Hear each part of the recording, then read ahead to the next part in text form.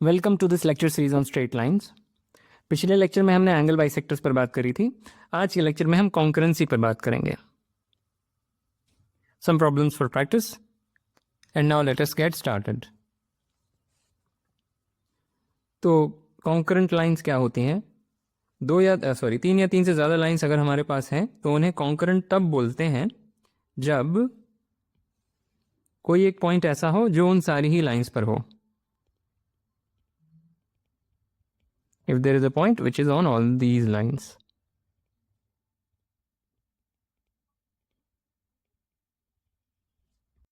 और यहाँ पे एक चित्र बना हुआ है। ये सारी जो लाइंस हैं ये कॉन्करेंट हैं और ये हुआ पॉइंट ऑफ कॉन्करेंसी। जो बिंदु इन सब में समान है वो होता है पॉइंट ऑफ कॉन्करेंसी। तो वो भी लिख देता हूँ।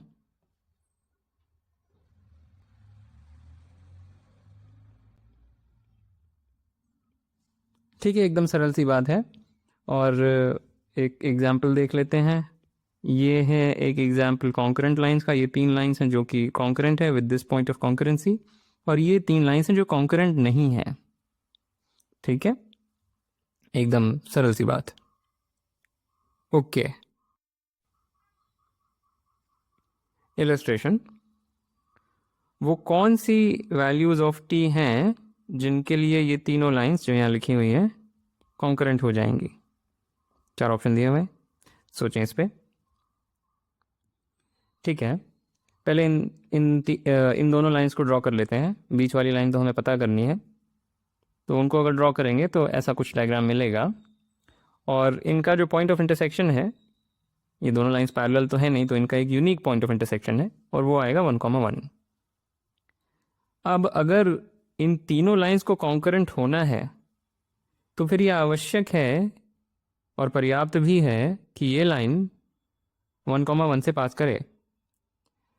अगर ये तीनों कॉन्करेंट हैं तो एक कोई ऐसा बिंदु है जो तीनों पर है, पर अगर केवल इन दोनों की ही बात करें तो एक ही ऐसा बिंदु है जो इन दोनों पर है। तो अगर कोई भी बिंदु तीनों पर है तो वो बिंदु वही है जो इन दोनों का इंटरसेक्शन है, यानी ये point 1,1।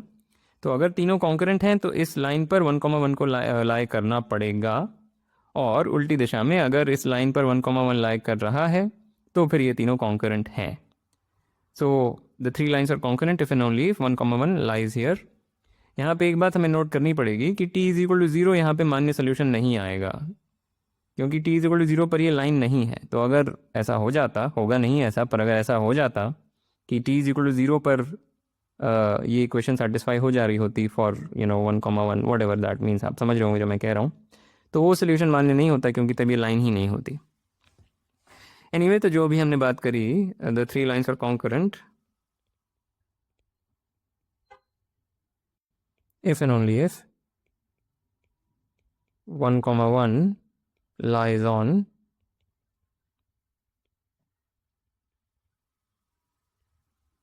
that is t square into 1 plus t into 1 minus 6 is 0 and t non-zero। वो अलग बात है कि ये ना भी लिखें तो भी कोई फ़र्क नहीं पड़ेगा, क्योंकि t इज इक्वल टू 0 इसका सोल्यूशन नहीं है। मैं बस एकदम लॉजिकली कंसिस्टेंट होने के लिए ये लिख रहा हूँ। ठीक है, सो अब यहाँ से आप सॉल्व करेंगे तो दो वैल्यूज़ आएंगी। So that is t is equal to, I think एक वैल्यू आएगी 2 और एक आएगी -3। Those are the answers. ठीक है, वेरी सिंपल। और अब JEE एडवांस का एक सवाल। हमारे पास ये तीन लाइंस दी हुई हैं जिसमें कि L2 के पास ये पैरामीटर है के ही शायद तय करना होगा, देखते हैं। तो एक कॉलम, दो कॉलम्स बने हुए हैं। लेफ्ट कॉलम में L1 L2 L3 और कॉन्करेंट इफ, मतलब ठीक है, मैच करना है ये किस के लिए पहला स्टेटमेंट ट्रू हो जाएगा, एटसेट्रा एटसेट्रा, वही देखना है। ओके, सोचें इस पे।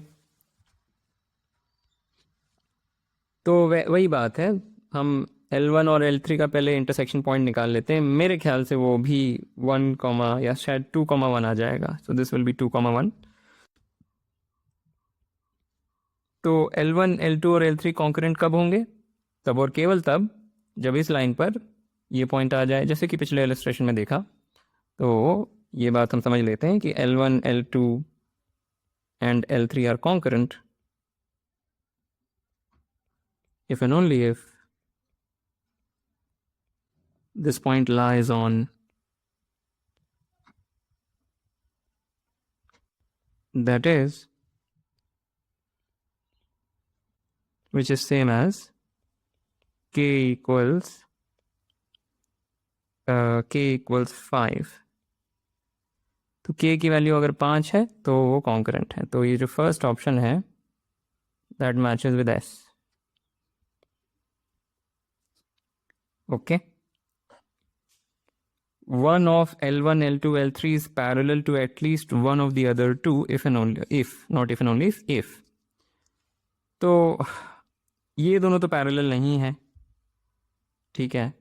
तो अगर इन तीनों में से कोई दो पैरेलल हैं तो फिर या तो ये होगा कि ये वाली इसके पैरेलल हो जाए या ये वाली इसके पैरेलल हो जाए। तो उसके लिए L2 is parallel to, ऐसे लिख देता हूँ, L2 is parallel to L1 if and only if -3 upon -k equals -1 upon 3। Slope बराबर किया है, इसका स्लोप इज -3 upon -k, इसका slope is -1 upon 3, so that gives us k is -3 और L2 is parallel to L3। वही बात, इसका slope, L2 का slope should be equal L3 का slope, which is this thing, which is same as saying -6/5। तो ये दोनों match हो गए। ओके, तीसरा ऑप्शन या तीसरा साइड या तीसरा whatever, L1, L2, L3 form a triangle if. तो ट्रायंगल कब बनाएंगे? जब इनमें से कोई भी दो पैरेलल ना हो सबसे पहले तो, और कॉन्करेंट ना हो। That is exactly the condition कि ये ट्रायंगल बनाए। तो पैरेलल कोई भी दो ना हो उसके लिए आवश्यक है कि k ना -3 हो ना -6/5 हो, और कॉन्करेंट ना हो उसके लिए आवश्यक और पर्याप्त है कि k 5 ना हो।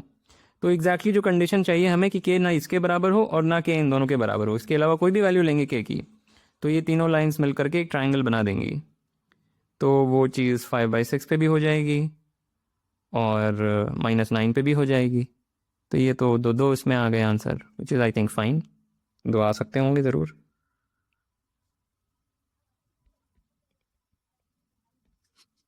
राइट, आई डोंट थिंक कुछ मिस्टेक हुई है। और L1, L2, L3 do not form a triangle if या तो कोई दो पैरेलल हो जाएं या तीनों कॉन्करेंट हो जाएं। So do not form a triangle के लिए बस k = 5 एक ऑप्शन हो गया जब कॉन्करेंट होंगी, और -6/5 ही, और तो कुछ दिया भी नहीं हुआ है ऑप्शन में। तो एक हो गया k = 5, in which case they are concurrent, and -6/5। या I think this is it, इसमें कुछ और नहीं है। कलर बदलना पड़ेगा मुझे, बेहतर है। ओके, एक चीज़ और मुझे बतानी है, क्या कोई सिंपल सा अलजेब्राइक क्राइटेरियन है जिससे हम तय कर सकें कि 3 गिवन लाइंस कॉन्करेंट हैं या नहीं? तो मान लें हमारे पास 3 लाइंस हैं L1, L2, L3 जिनकी इक्वेशंस हमें पता है, और ये मान लें एक बार कि तीनों में से कोई भी दो पैरेलल नहीं है। जो मैं बोलने जा रहा हूँ उसमें इससे एक वीकर हाइपोथेसिस भी चल जाएगी, पर इसको रख लें, कोई इतनी बुराई नहीं है ये रखने में। तो वो तीनों लाइंस कॉन्करेंट हैं तब और केवल तब जब ये इक्वेशन ट्रू हो जाए। तो एक सिंगल इक्वेशन से चेक किया जा सकता है कि 3 गिवन लाइंस कॉन्करेंट हैं कि नहीं।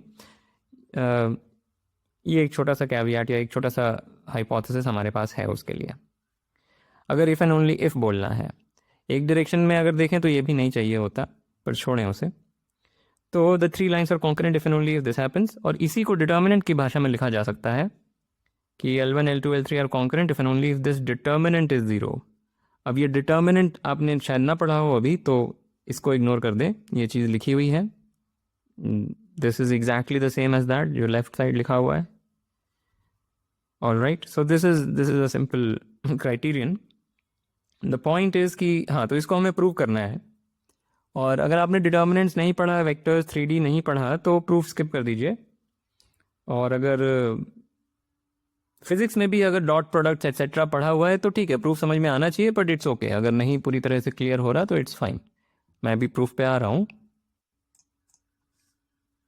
राइट। तो हमें दो चीज़ें प्रूव करनी है। पहली कि अगर लाइंस कॉन्करेंट हैं तो वो डिटर्मिनेंट ज़ीरो हो रहा है, और दूसरी कि अगर डिटर्मिनेंट ज़ीरो हो रहा है तो लाइंस कॉन्करेंट हैं, जिसमें हमारा अजम्पशन है कि कोई भी दो लाइंस पैरेलल नहीं है। ओके, सो पहले हमने मान लिया कि लाइंस आर कॉन्करेंट। अब अगर लाइंस आर कॉन्करेंट तो फिर कोई एक पॉइंट ऐसा है जो कि तीनों लाइंस पर है, और जिसका मतलब क्या हो गया कि a1 x0 plus a2 y0 plus so on, sorry b1 not a2 b1, ये भी ज़ीरो, ये भी ज़ीरो और ये भी ज़ीरो। ओके, पर इसको हम ऐसे रीड करेंगे। यहाँ पे एक ज़बरदस्ती मैंने यहाँ वन लिख दूंगा, c1 multiplied by one, c2 multiplied by one and c3 multiplied by one. तो इससे हम क्या देख रहे हैं, अगर हम ये वेक्टर डिफाइन कर दें, v1 इज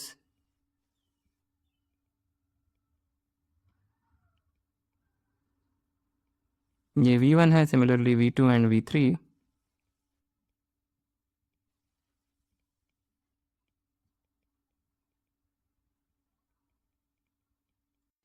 तो ये जो इक्वेशंस ऊपर लिखी हैं वो क्या लिखी हुई हैं, एक और, हाँ, तो एक और वेक्टर हम यहाँ पे डिफाइन करने जा रहे हैं। लेट्स से कि द वेक्टर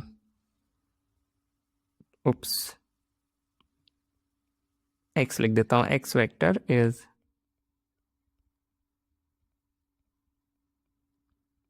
ये x वेक्टर है। तो जो ये तीन इक्वेशंस लिखी हैं, ये जो तीन इक्वेशंस लिखी हैं, इनको हम रीराइट कर सकते हैं ऐसे।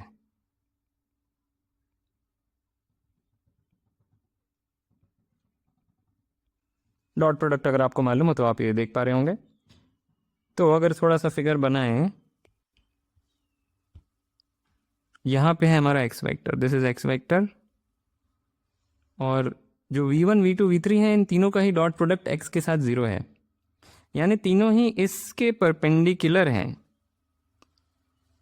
राइट, इस सॉरी नॉट इस, बट ये जो वेक्टर है इसके परपेंडिकुलर हैं तीनों v1 v2 v3, यानी कि इस लाइन का जो परपेंडिकुलर प्लेन है, जो बनाना बड़ा मुश्किल है, ऐसा कुछ दिखेगा, तीनों ही वेक्टर इस प्लेन में लाई कर रहे हैं।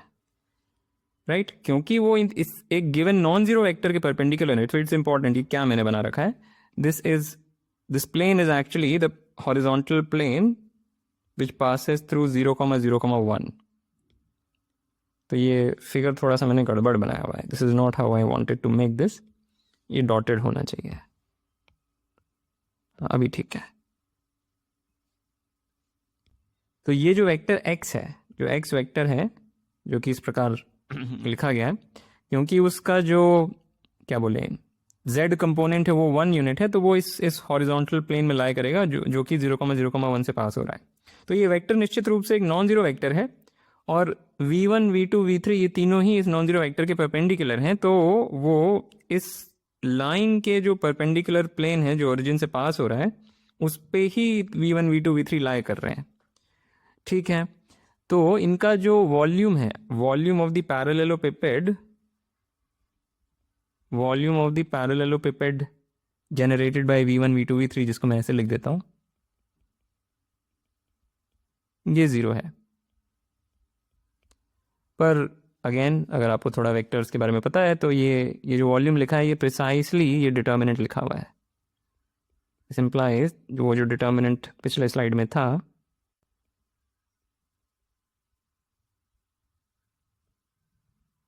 And that's it. तो this is one direction of the proof. अगर तीनों लाइंस कॉन्करेंट हैं तो इसका ज़ीरो होना आवश्यक है। उल्टी दिशा में, नाउ अस्यूम, मैं शायद ये पूरा ना करूं, कौन सा डिटर्मिनेंट वो आप जानते हैं, ये पूरी चीज़ जो यहाँ पे ये मान लेते हैं ज़ीरो है। तो अगर ये डिटर्मिनेंट ज़ीरो हुआ तो फिर वही बात, ये वॉल्यूम ज़ीरो हो जाएगा. So then volume of the parallelepiped generated by these three non-zero vectors is 0, and thus ये तीनों वेक्टर्स एक प्लेन में लाई कर रहे हैं जो ओरिजिन से पास हो रहा है.